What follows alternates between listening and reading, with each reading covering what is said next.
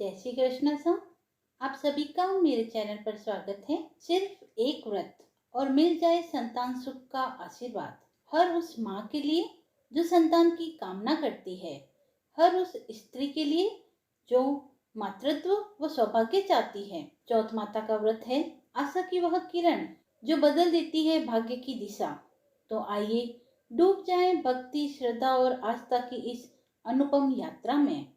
आज हम सुनेंगे चौथ माता की वह चमत्कारी कथा जिसने असंभव को संभव बना दिया।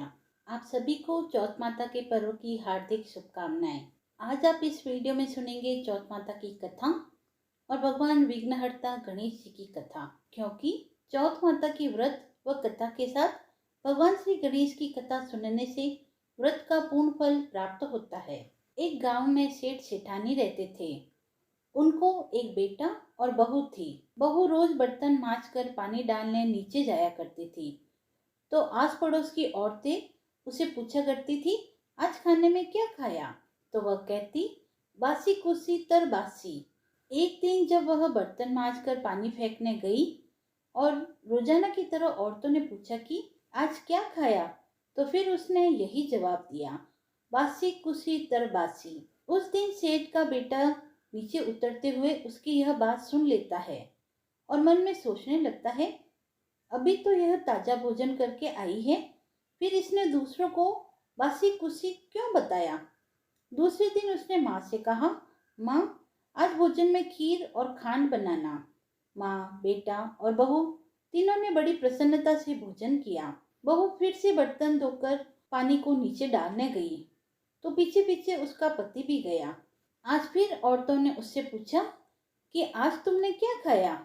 उसने फिर से वही जवाब दिया, बासी कुर्सी तर बासी। उसके पति को बहुत गुस्सा आया। उसने कहा, आज तो मेरे सामने तुमने खीर खांड का भोजन किया है, फिर भी यह बासी कुर्सी बता रही हो, इसमें क्या रहस्य है? तब बहू मुस्कुराकर बोली कि आपके दादा परदादाओं की कमाई है, तो वह बासी कुर्सी ही हुई ना। यह सुनकर उसे बड़ा ही आश्चर्य हुआ। उसने कहा, यदि आप कमा कर लाते तो वह मेरे लिए ताजा कमाई होती, तो मैं यह कहती कि मैंने ताजा भोजन किया है। यह सुनकर उसके पति को बहुत गुस्सा आया और उसने परदेश जाने का ठान लिया। वह सुबह उठकर अपनी माँ से बोला, माँ मैं कमाने के लिए परदेश जाऊंगा। माँ ने कहा, अपने पास बहुत धन है, तुझे परदेश जाने की क्या आवश्यकता है? लेकिन बेटे ने जिद पकड़ ली। माँ ने परदेश जाने की स्वीकृति दे दी। वह कमाने के लिए प्रदेश चला गया। वहां उसे एक सेठ के यहाँ नौकरी मिल गई। कुछ ही समय में वह सारा कामकाज करने लग गया। सेठ अपना सारा कारोबार उसे सौंपकर स्वयं तीर्थ यात्रा करने चला गया। इधर सास ने अपनी बहू से कहा, दिए की आग जलाए रखना या चूल्हे की आग जलाए रखना। चूल्हे की आग बुझ जाए, दिए को बुझने मत देना, और दिए की आग बुझ जाए तो चूल्हे की आग मत बुझने देना। लेकिन एक दिन दोनों अग्नियां बुझ गई, तो बहू पड़ोस में अग्नि लेने गई। उसने देखा कि वहां पड़ोस की औरतें किसी माताजी का पूजन कर रही है। यह देखकर उसने पूछा, आप किस माताजी का पूजन कर रही हैं? मुझे भी बताइए, यह किसका व्रत है तथा इसको करने से क्या फल मिलता है? तो उनमें से एक बोली, यह चौथ माता का व्रत है और हम उन्हीं का पूजन कर रही हैं। तो बहू ने पूछा, इस व्रत को करने से क्या होता है? तो वह स्त्री बोली, बिछुड़े का मिलन होता है, निपुत्र को पुत्र प्राप्त होता है। इस पर बहू ने कहा कि मेरे भी पति को परदेश के काफी समय हो गया है, मैं भी चौथ माता का व्रत करना चाहती हूँ, लेकिन मेरी सास मुझे बाहर आने ही नहीं देती, तो मुझे कैसे पता चलेगा कि चौथ कब है? इस पर औरतों ने कहा कि तुम रोजाना एक डिब्बी में गेहूं का दाना रखती जाना। जिस दिन 30 दाने पूरे हो जाए उसी दिन व्रत रख के शाम को चौथ माता की पूजा करके चंद्रमा को अर्घ देकर फिर खाना खा लेना। साहूकार की बहू कहे अनुसार व्रत करने लग गई। व्रत करते करते काफी समय बीत गया, तो चौथ माता ने सोचा कि यदि इसकी नहीं सुनी तो अपने को कौन पूजेगा। तब चौथ माता ने साहूकार के बेटे को सपने में जाकर कहा कि साहूकार के बेटे, सो रहे हो या जाग रहे हो? उसने कहा, न सो रहा हूँ न जाग रहा हूँ, चिंता में पड़ा हूँ। इस पर चौथ माता ने कहा कि अब चिंता छोड़, तेरे घर जाने का समय आ गया है, घर जाकर सबकी सुध ले। उसने कहा कि मैं कैसे जाऊं, मेरा सारा कारोबार बहुत फैला हुआ है।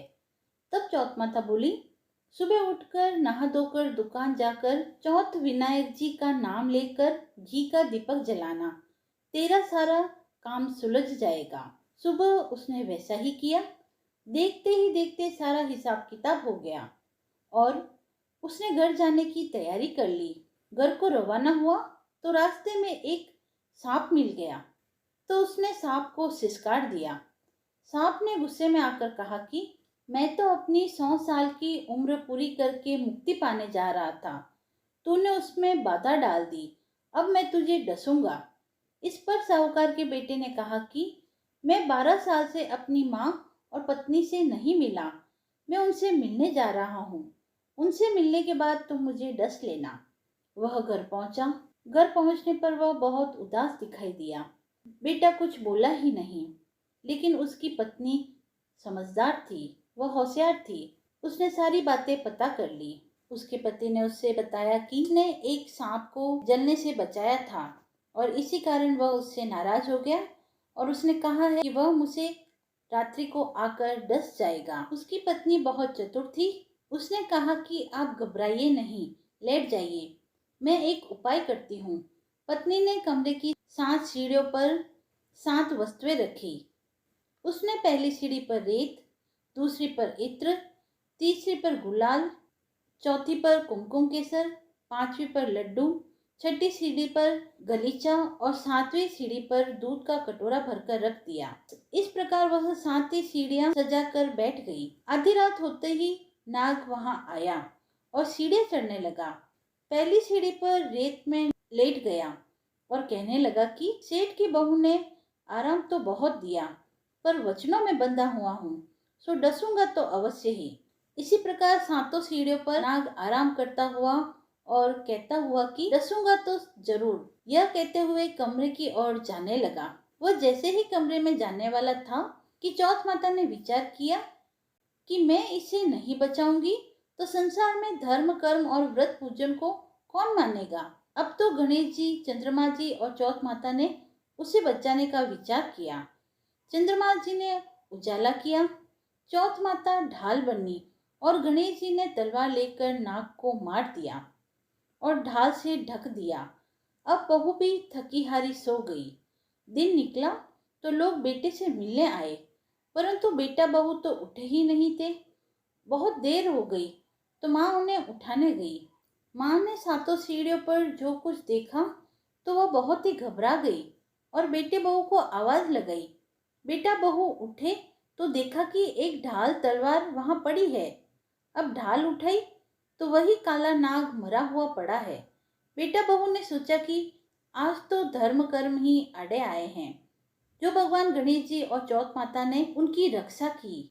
हे चौथ माता, आपने जैसी सेठ जी के बेटे और बहू की रक्षा की, वैसे ही सबकी रक्षा करना। बोलो चौथ माता की जय। अब सुनते हैं चौथ माता की एक और कथा। इस कथा के अनुसार एक नगर में एक बूढ़ी माँ रहती थी। वह अपने बेटे की सलामती के लिए 12 महीनों की चौथ का व्रत करती थी। हर चौथ को वह पंसारी के यहाँ जाकर थोड़ा गुड़ व घी लाकर 4 लड्डू बनाती, एक बेटे को देती, एक से पूजा करती, एक हथकार के लिए निकालती और एक चांद उगने पर खुद खा लेती थी। एक बार उसका बेटा अपनी ताई से मिलने गया। ताई ने चौथ का व्रत रखा था। उसने ताई से पूछा, माँ तो 12 महीने की चौथ रखती है। तो ताई बोली, तेरी माँ तेरी कमाई से हर माल खाने के लिए 12 चौथ करती है। तू परदेश जाए तो वह एक भी चौथ नहीं करेगी। लड़के को लगा ताई सच कह रही है।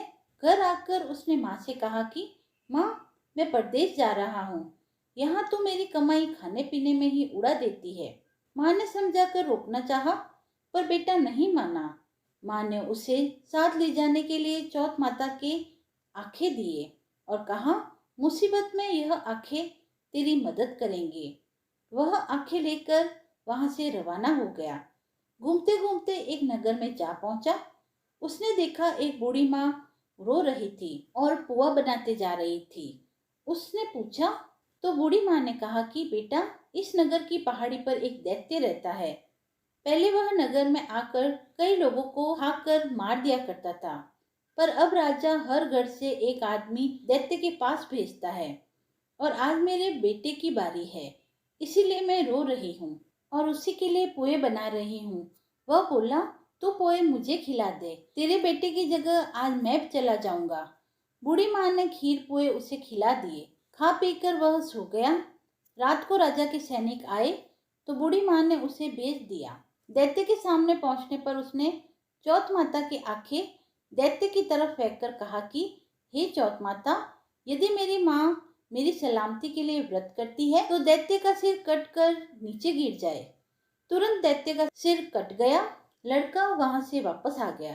राजा को जब यह पता चला तो राजा ने उसे उपहार देकर वहां से विदा किया। चलते हुए वह एक दूसरे राज्य में जा पहुंचा। इस राज्य में आवा तभी पकता था जब किसी इंसान की बलि दी जाती थी। सिपाहियों ने उसे पकड़ लिया और आवे में चुना दिया। लड़के ने आंखें लिए और आवे में डाला और कहा कि हे चौथ माता, यदि मेरी माँ मेरे लिए व्रत करती है तो आवा मेरी बलि के बिना ही झट से पक जाए। आवा तुरंत पक गया। आवे में से मिट्टी की जगह सोने चांदी के बर्तन निकले। अंदर से लड़का बोला, बर्तन धीरे धीरे निकालना, मुझे लग नहीं जाए। राजा ने उसे निकलवाया और पूछा कि इस आवे से तुम कैसे बच गए। लड़के ने बताया कि उसकी माँ चौथ माता का व्रत करती है, व्रत के कारण ही वह बच पाया। राजा को विश्वास नहीं हुआ।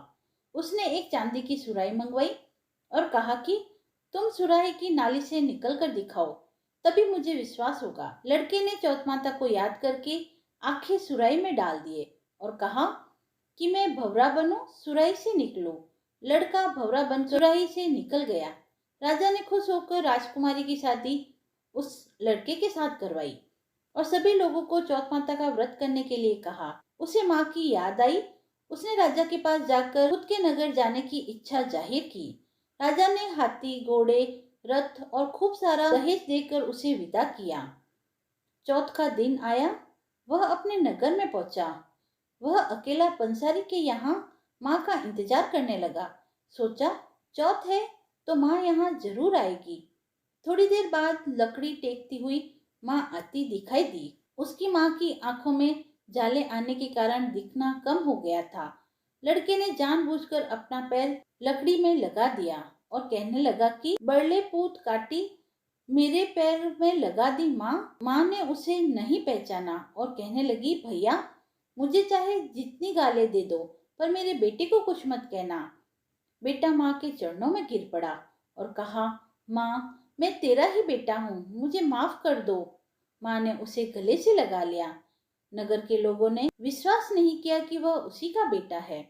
बूढ़ी माँ ने चौथ माता को याद करके कहा, हे चौथ माता, यदि मैं अपने बेटे के लिए व्रत करती हूँ तो मेरे स्तनों से दूध की धारा बहे और उसकी धार मेरे बेटे के मुंह में गिरे।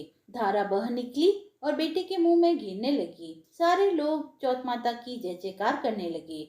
उस नगर के सभी लोग चौथ माता का व्रत करने लगे। चौथ माता जैसे बूढ़ी माता और उसके बेटे की सहायता की, वैसे ही हम सबकी भी सहायता करना। कहानी कहने वाले, सुनने वाले व हुकारा भरने वाले सभी पर अपनी कृपा दृष्टि बनाए रखना। बोलिए चौथ माता की जय। आइए अब सुनते हैं गणेश जी की कथा। हिंदू धर्म में प्रथम पूज्य भगवान गणेश जी की पूजा हर शुभ कार्य से पहले की जाती है। गौरीपुत्र गणेश जी को विघ्नहर्ता के रूप में भी जाना जाता है, लेकिन अपने ही एक दंत और लंबोदर स्वरूप के कारण उनके विवाह में कई कठिनाइयां आई थी। तो आइए जानते हैं इसके पीछे की रोचक कथा क्या है। भगवान गणेश का सिर हाथी का व एक दांत टूटा था, इसीलिए कहा जाता है कि उनका विवाह नहीं हो पा रहा था। पौराणिक मान्यताओं के अनुसार कोई भी कन्या उनसे विवाह करने के लिए तैयार नहीं थी। अपना विवाह न होता देख भगवान गणेश उदास रहने लगे। वह जब भी किसी दूसरे देवता के विवाह में जाते तो उन्हें बड़ा दुख होता, उनके मन को ठेस पहुंचती। कहा जाता है कि इस वजह से गणेश जी ने दूसरे देवताओं के विवाह में विघ्न डालना शुरू कर दिया। और इस काम में उनका वाहन मूषक उनकी सहायता करता था। गणेश जी का वाहन मूषक उनके आदेश पर देवताओं के विवाह मंडल को नष्ट कर देता था, जिससे उनके विवाह में अड़चनें पैदा होने लगती थी। गणेश जी और मूषक की इस मिली भगत से सारे देवता परेशान हो गए और अपनी समस्या लेकर गणेश जी के पिता भगवान शिव जी के पास पहुंचे, लेकिन वहां भी उनकी समस्या का समाधान नहीं हुआ। हालांकि भगवान शिव और देवी पार्वती ने देवताओं से इतना जरूर कहा कि इस समस्या का समाधान ब्रह्मा जी के पास है। अब सारे देवता अपनी समस्या को लेकर ब्रह्मा जी के पास पहुंचे। उस समय ब्रह्मा जी योग में लीन थे। हालांकि देवताओं की प्रार्थना पर उनकी समस्या के समाधान के लिए ब्रह्मा जी के योग से दो कन्याएं रिद्धि व सिद्धि प्रकट हुई। इस वजह से दोनों ब्रह्मा जी की मानस पुत्रियां कहलाई। अब अपनी दोनों पुत्रियों को लेकर ब्रह्मा जी गणेश जी के पास पहुंचे और उनसे कहा कि आपको मेरी दोनों पुत्रियों को शिक्षा देनी होगी। इसके लिए गणेश जी तैयार हो गए। दोनों की शिक्षा प्रारंभ हो गई। इस दौरान जब भी मूषक किसी देवता के विवाह की सूचना देने गणेश जी के पास आता, तो रिद्धि और सिद्धि उनका ध्यान भटकाने के लिए कोई ना कोई प्रसंग छेड़ देती थी। इससे देवताओं का विवाह निर्विघ्न पूर्ण होना शुरू हो गया। एक दिन गणेश जी को यह सारी बातें पता चल गई। रिद्धि व सिद्धि की वजह से देवताओं का विवाह बिना किसी रुकावट से संपूर्ण हो रहा है। इससे गणेश जी बहुत क्रोधित हुए। उसी समय ब्रह्मा जी वहां प्रकट हुए। वह गणेश जी से कहने लगे कि मैं अपनी दोनों पुत्रियों रिद्धि व सिद्धि का विवाह किसी योग्य वर से करना चाहता हूँ, और आपसे ज्यादा योग्य वर और कौन हो सकता है? क्या आप मेरी दोनों पुत्रियों से विवाह करेंगे? इस पर भगवान गणेश प्रसन्न हो जाते हैं। वह भगवान गणेश का विवाह धूमधाम से रिद्धि व सिद्धि के साथ हो जाता है। चौथ माता की कथा समाप्त हुई।